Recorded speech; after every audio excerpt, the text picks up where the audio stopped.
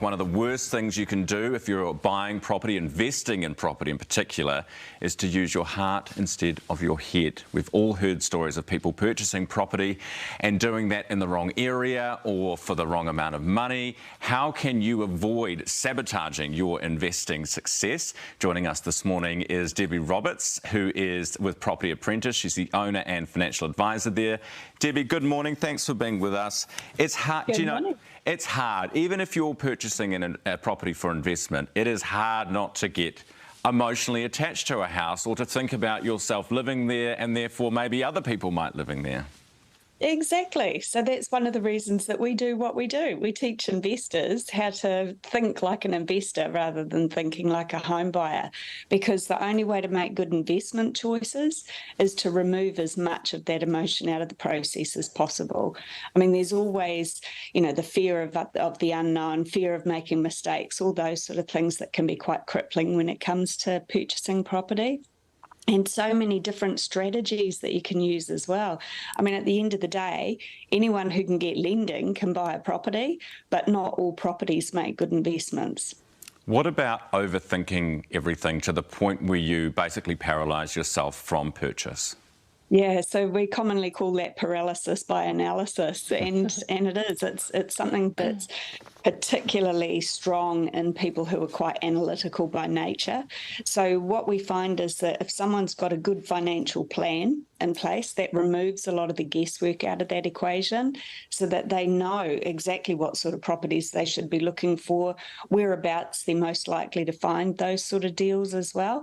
And having a financial plan from someone who's not just going to try and sell you something means that you know that you're on the right track, on the right path there. Yeah, because sorry? Yeah, you want that. This is the independent is the important part, right, Debbie? Because you don't want to just be relying on people, real estate agents in the market telling you what's hot and what's not. Yeah, exactly. And not even just real estate agents. There's a lot of people that are selling new builds now because of the tax benefits. And so I just wanted to point out that those tax benefits that new builds have, that might not be an advantage if we get a change of government, because they're planning on reinstating the tax deductibility on interest on normal properties as well. So don't ever buy purely for tax benefits or purely for capital growth, because those are two things that you've got no control over as an investor. You want to buy based on the fundamentals with that carefully thought out financial strategy. And also that policy that Labor did put in place, which favours the new builds, you don't know how long they're going to keep that door open before they tax that too. There's no guarantees. Exactly. This is the thing. We could have that benefit removed with a change of government by levelling the playing field, or the current government could remove that benefit themselves. So you never buy based purely on tax. That's a big mistake. So yeah, some of the other common mistakes that we see people making is trying to time the market, and as you mentioned, buying the wrong sort of property for your financial position. Because when it comes to investing, everyone knows when you're investing in the share market that diversification reduces the risk. With property investing, 78% of investors in this country have one rental property, so it's literally all your eggs in one basket. And the only way that you can buy more than one investment property is by being strategic about the types of properties that you're purchasing.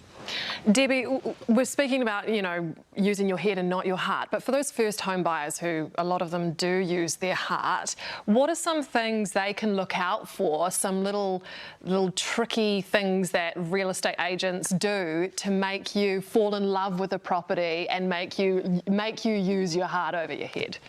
Oh, that's a whole other session. I could talk for an hour on that just alone. But it is, buying a home is totally different to buying an investment property. For me, I find buying investment properties a lot easier than buying a home, because you're buying based on the numbers.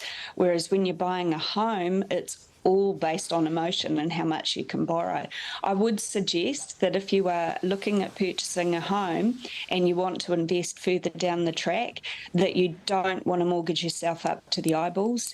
Don't And don't buy the most expensive property that you can afford, because it can stop you from investing further down the track. So get some flatmates, help you pay off the mortgage, all that sort of stuff. Yeah, absolutely. Debbie, thank you very much for coming on this morning. Great to see you as always. That's Debbie Roberts, AM's Property Apprentice, owner and financial advisor, AM's partners, I should say. And Debbie and her team do full financial plans, full training programs, and they also offer a lifetime coaching support as well.